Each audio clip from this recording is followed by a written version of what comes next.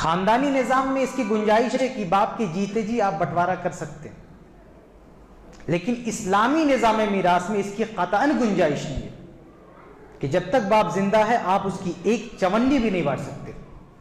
वो मर गया तब तुम्हारा हक बनता है, लेकिन बाप जब तक जिंदा है उसके माल में बच्चों का हक बनता ही नहीं। लेकिन अफसोस के साथ कहना पड़ता है कि हमारे यहाँ जो मुश्तरका खानदानी निज़ाम है, जहां भी खानदानी झगड़े खड़े होते हैं आखिरी हल क्या है? बंटवारा। बंटवारा मतलब अरे अपना बच्चों ने कमाया उसको बांटें, कोई मसला नहीं, लेकिन बाप की प्रॉपर्टी का बंटवारा, ये बहुत खतरनाक बात है, ये बहुत बदतरीन गुनाह है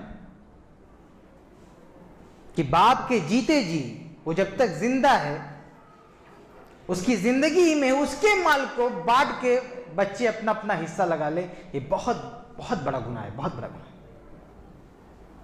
किसी भी बच्चे का अपने बाप की प्रॉपर्टी में उसकी मौत से पहले एक चवन्नी का हक नहीं बनता, लेकिन लोग नहीं जानते। ये बच्चे क्या समझते हैं? जिहालत है।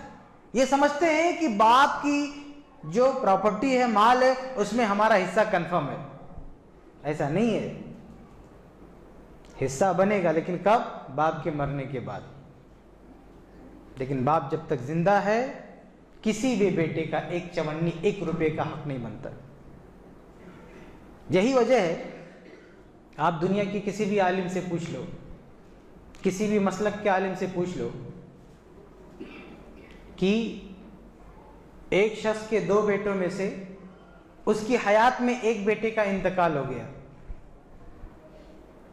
मसलन एक आदमी के दो बेटे, उन दो में से एक मर गया अब्बा की हयात में, अब्बा की जिंदगी में, तो अब दुनिया के किसी भी आलिम से जाके पूछ लो कि ये जो बेटा मर गया, बाद में जब बाप मरेगा तो ये जो बेटा पहले मर गया है उसको हिस्सा मिलेगा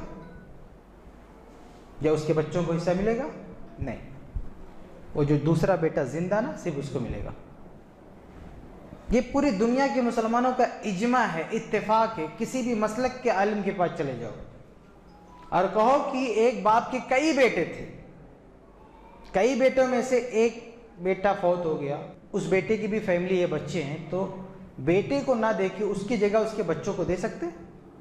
उसका हिस्सा जो बाप से मिलने वाला था उसके बच्चों को दे सकते? नहीं दे सकते। हाँ, कोई बेटे ना हो, एक ही बेटा था और वो बेटा मर गया तो अब पोतों को मिल सकता है, लेकिन अगर दूसरे बेटे मौजूद हैं, जिंदा हैं, तो फिर ये मुर्दा बेटे को नहीं मिलेगा, ना उसके बच्चों को मिलेगा। क्यों?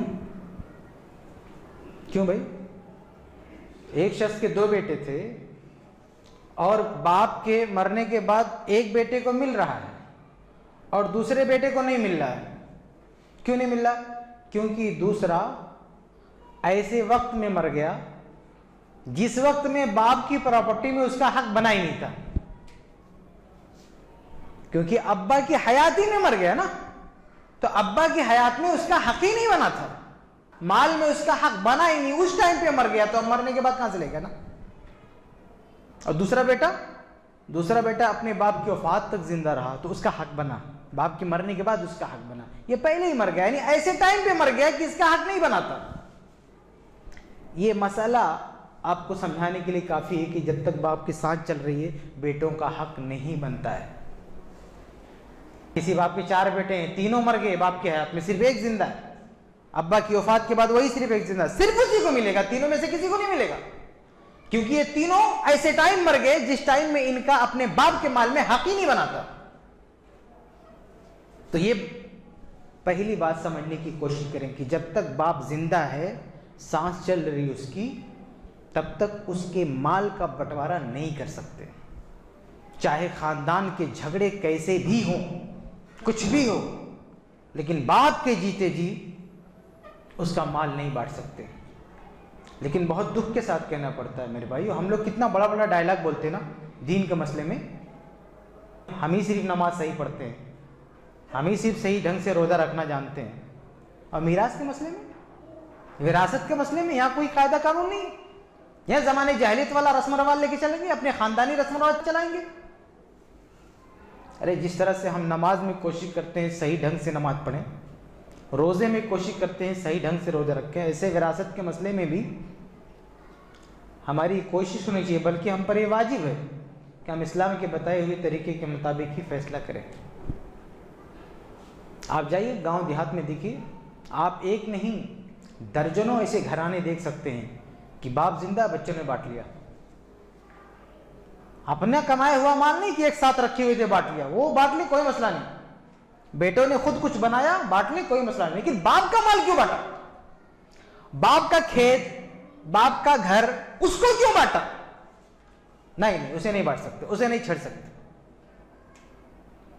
समझ रहे? यह मसला समझ में आया कि बाप जब तक जिंदा है उसके माल में बच्चों का हक नहीं बनता, वो नहीं बांट सकते हैं। बहुत सारी जगहों पर क्या है, बच्चे बाप से कहते हैं डंके की चोट पर कि अब्बा हमारा हिस्सा दो, कहते कि नहीं कहते? कहीं लफड़ा होता है अब्बा से तो ये नालायक बेटा क्या कहता है, अब्बा हमारा हिस्सा दो। अगर अब्बा पढ़ा लिखा तो 2 चमाट मारेगा। काहे का हिस्सा? किस बात का हिस्सा? तेरा एक चवन्नी नहीं बनता है और तू हिस्सा बन गया है। लेकिन जिहालत है, बाप नहीं जानता है, बाप को मसला नहीं पता है। बेटा मांगता तो सोचता हाँ भाई ये मेरा बेटा है, इसको देना चाहिए, तो किसी मौलवी को पकड़ता, चलो मौलवी साहब हमारे बच्चे कह रहे हैं बांट दो, आप बंटवारा कर दो। किसी जाहिल मौलवी को पकड़ ले, वो भी जाकर बांट देता बेचारा, उसको पता नहीं होता। तो हालांकि मसला इख्तलाफी नहीं है, पूरी उम्मत का इत्तेफाक है, ऐसा नहीं कोई अहले हदीस देवबंदी शाफी का मसला, ना ना ना, पूरी उम्मत के जो उलमा हैं, यानी वाकई मानों में जानने वाले हैं, उन सब का इस बात पर इत्तेफाक है, इजमा है कि बाप के जीते जी उसकी प्रॉपर्टी नहीं बांट सकते। ठीक है? हाँ, आगे बढ़ने से पहले एक चीज वाज़ेह कर दूं, अगर बाप अपनी मर्जी से अपना माल बांटना चाहे बांट सकता है, ये दूसरा केस है। बच्चे डिमांड नहीं कर सकते, बच्चे बाप को फोर्स नहीं कर सकते, बच्चे बाप को मजबूर नहीं कर सकते। लेकिन अगर बाप चाहे कि अपनी कोई प्रॉपर्टी, जैसे खेत है या घर है या कोई प्लाट है, कुछ भी है, वो सोचता है इसको लाओ बच्चों में बांट दूं, बांट सकता है, कोई ऑब्जेक्शन नहीं, उसको यह हक है, उसकी मर्जी, वो चाहे तो बांट सकता है। लेकिन जब वो समझेगा, जब वो जब उसको एतमाद होगा कि लाओ बच्चों को दे देते, हमारे पास बहुत है, अपने लिए कुछ रखा है। वैसे ये बेवकूफ़ी की बात है, बच्चों में बांटना नहीं चाहिए जब तक आदमी जिंदा है। पता नहीं कल को क्या हालात हो, ये बच्चे निकम्मे देंगे। अरे बाप किसी मुश्किल में फंस जाए, कोई प्रॉब्लम आ जाए, तो ज़रूरी नहीं कि बच्चे रिटर्न कर दें, इसलिए नहीं देना चाहिए। अल्लाह का जो निज़ाम है ना वो सबसे सही है, मरने के बाद लेना, जब तक जिंदा नहीं। लेकिन फिर भी अगर बाप के पास बहुत सारी प्रॉपर्टी है, वो सोचता है कि एक कोई प्रॉपर्टी, एक दो कुछ, या उसकी मर्जी कहे तो सारा, अगर वो बांटना चाहता है बच्चों में तो बांट सकता है, लेकिन एक शर्त के साथ। वो शर्त ऐसी है, अगर बेटे को मालूम हो जाए सही ढंग से वो शर्त, तो ये बेटे जो बाप से कहते रहते हैं अब्बा बांट के दे दो, बांट के दे दो, वो बाप बांटना चाहे तो उसको भी हाथ पकड़ लेंगे, नहीं अब्बा रहने दो, मत बांटो, आपके मरने के बाद जिसका जो किस्मत में होगा मिलेगा, मत बांटो। तो मैं ये दूसरी बात कह रहा हूं कि बाप अपनी हयात में बांट सकता है अपनी मर्जी से, लेकिन एक शर्त है। शर्त क्या है? शर्त यह है कि वो सारे बच्चों को बराबर बराबर देगा, चाहे लड़का हो चाहे लड़की। ये बड़ी अहम शर्त है बाप की हयात में। सही बुखारी की हदीस है, दलील क्या? सही बुखारी की हदीस है। नुमान बिन बशीर रज़ी अल्लाह अन्हु जब वो छोटे बच्चे थे तो उनके वालिदा ने उनके वालिद से, यानी अपने शौहर से क्या कहा, जो मेरा बच्चा है ना नुमान, इस बच्चे को कोई चीज़ आप दे दो, अपनी हयात में दे दो। तो दे दिया।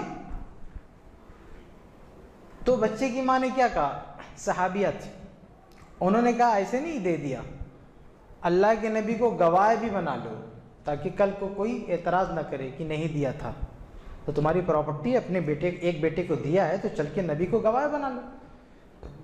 तो नोमान बिन बशीर के वालिद नोमान बिन बशीर को बच्चे थे छोटे, उनको पकड़ के नबी के पास लाए, सही बुखारी के हदीस है, और कहा अल्लाह के नबी, इसकी माँ यानी मेरी बीवी का तकाजा था कि इस बच्चे को कुछ गिफ्ट कर दूं, दे दूं, मैंने दे दिया, लेकिन अब इसकी माँ कहती है कि नबी को गवाह बना लो, तो आपके पास आया हूँ, आप गवाह बन जाइए, मैंने इस बच्चे के नाम इतनी प्रॉपर्टी कर दी है।